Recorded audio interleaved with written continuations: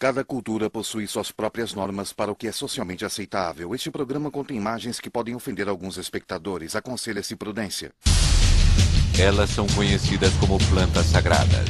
No passado, foram consideradas um presente da natureza e eram a chave mágica que os xamãs usavam para expandir a consciência e entrar em contato com o divino. Mas hoje, longe de sua origem, alguns veem nestas plantas uma possível viagem até a destruição. Num mundo onde o seu consumo ainda é proibido, na maioria dos países encontramos pessoas que ousaram iniciar essa viagem e transgredir tabus. Quais riscos estaríamos dispostos a correr para viver uma experiência alucinatória? Até onde estaríamos dispostos a chegar para alcançar um estado alterado de consciência? A única forma de saber a resposta é derrubando tabu. Tabu, drogas ancestrais. O que não se deve ver, ouvir, dizer ou proibir. Tabu América Latina. Há milhares de anos, diferentes grupos humanos têm usado substâncias psicoativas, tanto para fins religiosos quanto para medicinais.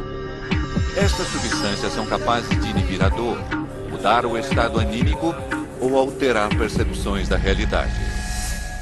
A ayahuasca é fundamentalmente um composto. É um cipó que cresce na bacia do Orinoco e do Amazonas e deve ser combinada com outras plantas para potencializar a sua força.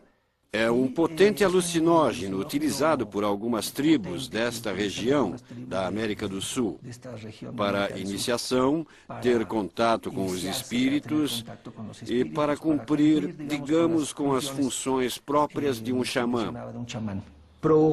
Pode provocar alterações químicas no cérebro do tipo psicóticas, do qual não temos certeza se uma pessoa vai conseguir sair e, principalmente, se cair em mãos erradas, trazer consequências, em muitos casos, nefastas.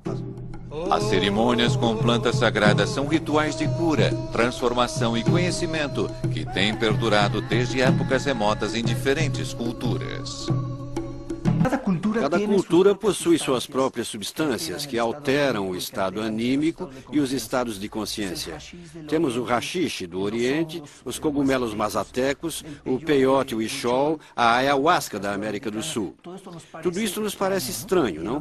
E no Ocidente temos o álcool, transformado numa analogia com o sangue de Cristo. Mas, fundamentalmente, no Ocidente é o álcool.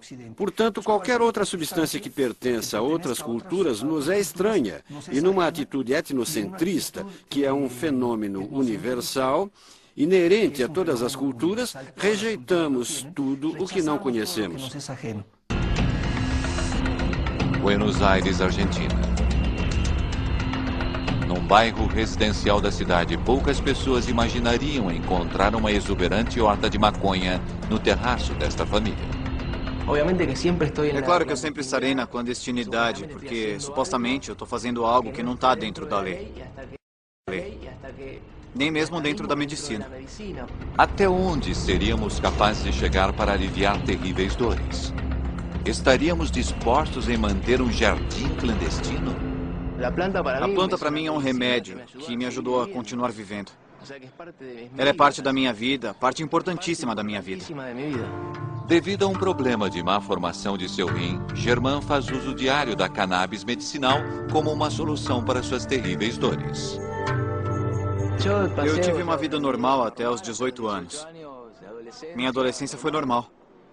Comecei então a ter sintomas de dor na região pélvica e disfunções urinárias. E depois de fazer exames, descobriram que eu não tinha o rim esquerdo. Isso aos 21 anos, ou seja, durante todo esse tempo eu passei por vários médicos e ninguém desconfiava que os sintomas eram por má formação. Não descobriram nada. As incansáveis tentativas dos médicos de atenuar a dor o levaram a realizar várias cirurgias, mas a dor não passava e Germán não conseguia levar uma vida normal. Ele apresentava um quadro de dor que afetava a região esquerda do corpo. E mesmo depois de recorrer a tratamentos e aplicações locais de medicamentos, a dor não passava. Essas tentativas são muito comuns entre pacientes que sofrem de neuropatias dolorosas ou doenças que causem dor.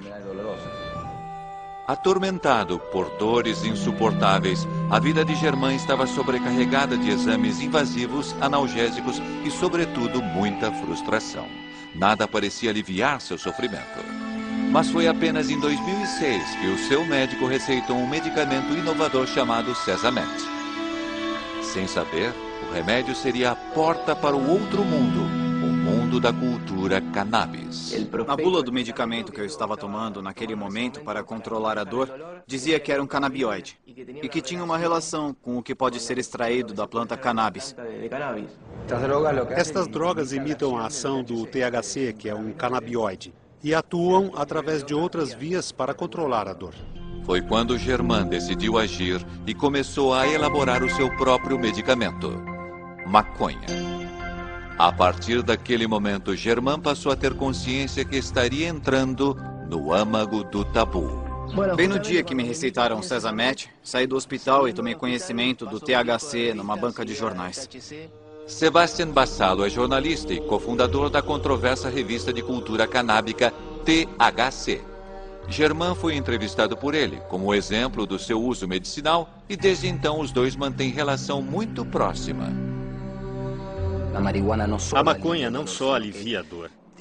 A sensação ou o princípio de prazer que ela produz contribui muito também para melhorar o bem-estar da pessoa que a consome. Com suas polêmicas publicações espalhadas em bancas de jornal de seu país, Sebastian afirma que um dos propósitos da sua revista é difundir o uso medicinal da maconha. A maconha consumida em estado puro possui componentes que provocam danos. Mas quando extraímos alguns componentes para elaborar um medicamento, esse quadro muda. O que você faria se a solução para o seu sofrimento fosse uma substância proibida? Depois de uma busca desesperada para acalmar intensas dores, Germain descobre na maconha o remédio para aliviar suas dores.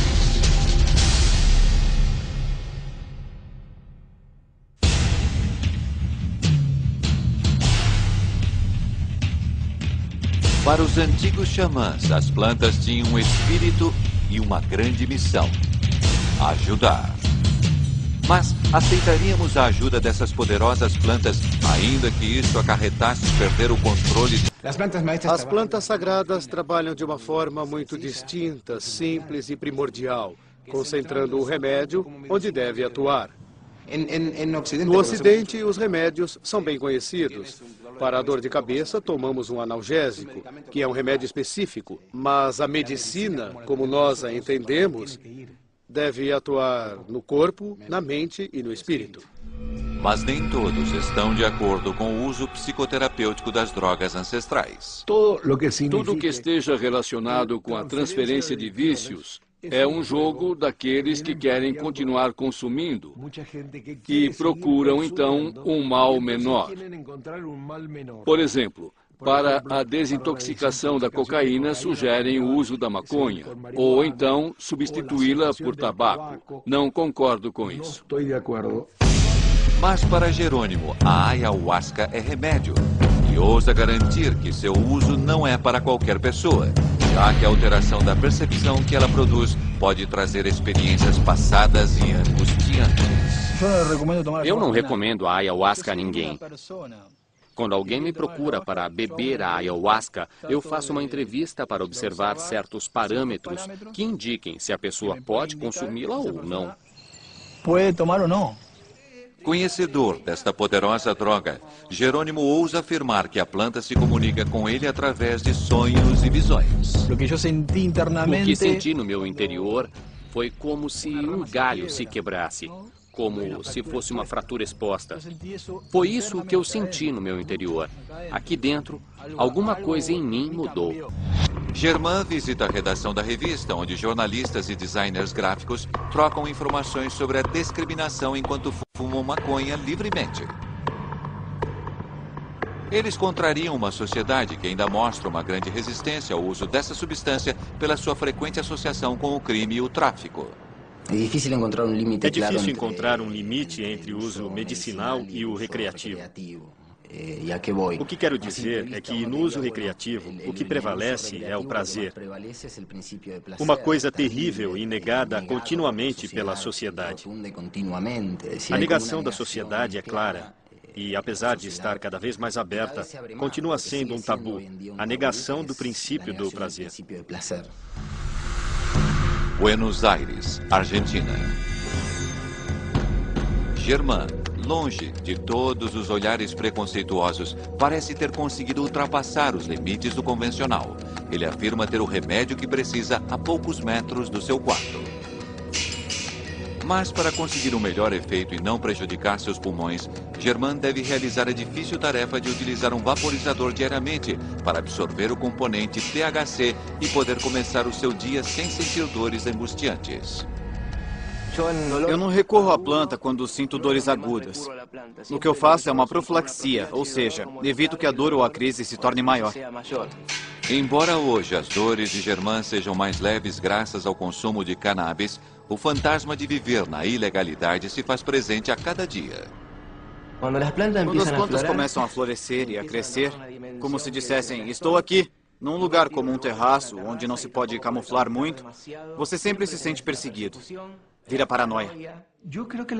Acredito que a proibição seja por uma oposição do mundo moderno, que exige do indivíduo o máximo de rendimento em seu trabalho.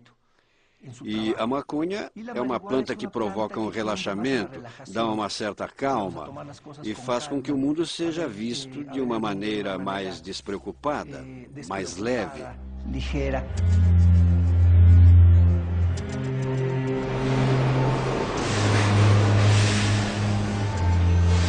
Sebastián Bassalo é um dos maiores expoentes na luta contra a discriminação da maconha. A sua perseverança foi recompensada em 2009, quando a Suprema Corte Argentina legalizou a posse para consumo próprio. Raul Zaffaroni é ministro da Suprema Corte da Argentina e diretor do Departamento de Direito Penal da Universidade de Buenos Aires. Sua postura diante de um caso como o que vive Germán é aberta e confortante. Ter uma planta de maconha em casa não gera risco de distribuição, porque a produção que se tem é mínima. A consequência, nesse caso, de que cada um tivesse uma planta de maconha em casa, acabaria com o tráfico, o que socialmente seria muito favorável. Se cada consumidor quisesse ter sua plantinha, ótimo. Com apenas uma plantinha não teríamos tráfico. Simples. Germán teve que passar por vários hospitais, exames clínicos, cirurgias e se submeter a uma interminável variedade de tratamentos em razão da dor, para finalmente encontrar o alívio na maconha.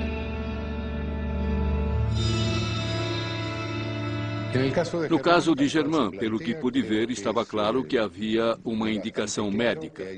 E se a indicação médica não for algo absurdo, ou seja, se for válida no âmbito da medicina, veja bem, não estou justificando, mas pelas normas estaria fora do contexto de proibição. A norma proíbe com um objetivo, o da saúde pública. O bem jurídico é a saúde pública.